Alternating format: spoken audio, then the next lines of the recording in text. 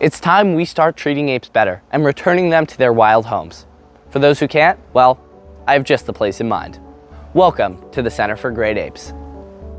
The apes here are welcomed and shown love and care. While they can't be re-released, they are given as much area as possible to make them both comfortable and stimulated by their surroundings. Today we're talking to Patti Ragan, the founder of the Center for Great Apes. She saw the need for an ape sanctuary and took action. With a big heart and open arms, she is currently caring for over 65 apes in Central Florida. It's the only accredited orangutan sanctuary in North America. Some orangutans and chimps aren't raised or even born in the wild, and to release them after being used as pets or performers would be cruel because they don't have the proper skills needed to survive in the wild. And that's when they meet Patti, one of the most caring, kind individuals who truly wants the best for these animals. She provides them with a home full of choice, enrichment, and respect.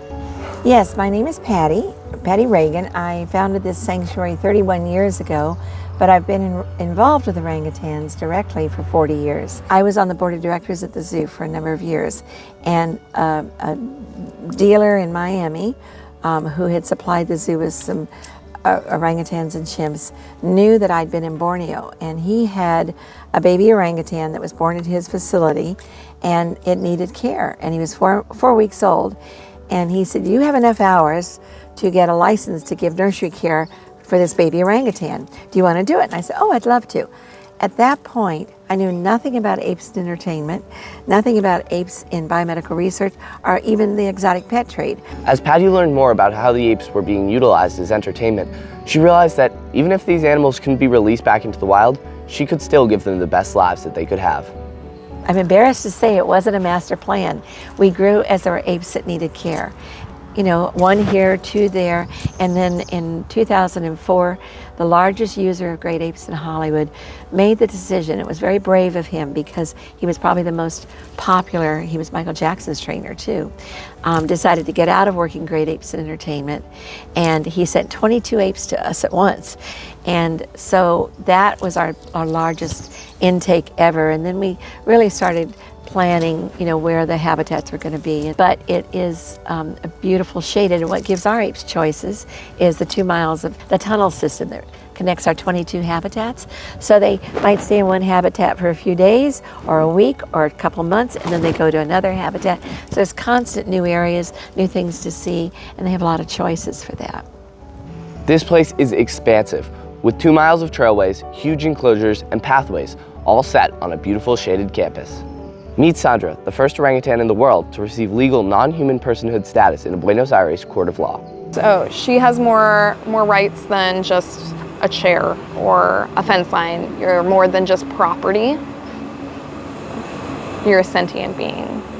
And so while she lost her non-human personhood when she arrived in the States, after she was transferred here, we still treat all of the apes with the dignity and respect that they deserve as they are sentient beings. Now, Sandra is living her life out with her buddy Jethro at the Center for Great Apes.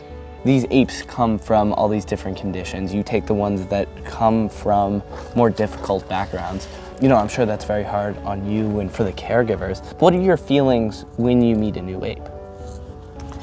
I'm just always immediately attached to them. I feel a kindred and kinship right away, and empathy to where they are. And a lot of the apes have come to us have been extremely loved, and some even very well cared for, whether it was in entertainment or in private situations, but it's almost impossible to give them the space and so forth and companionship in those situations.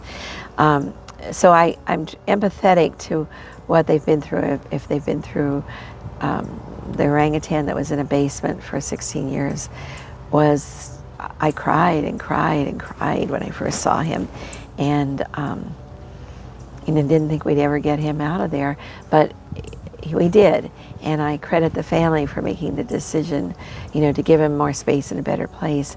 But we took 2 chimps and another orangutan out of that situation from that same place.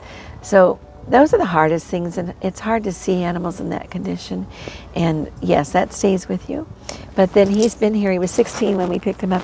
He's been here 19 years now. This May will be his 19th anniversary here.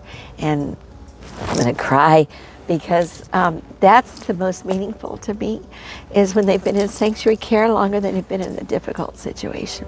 It takes $3 million a year to keep the sanctuary running, and this all comes from private donors, which is why the Center for Great Apes needs your help.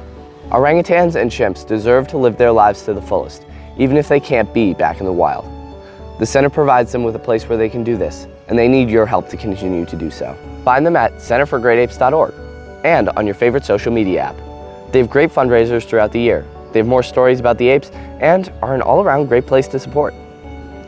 Thank you to Patti and the Center for Great Apes, not only for having me here today, but for helping orangutans and chimpanzees to live their best lives.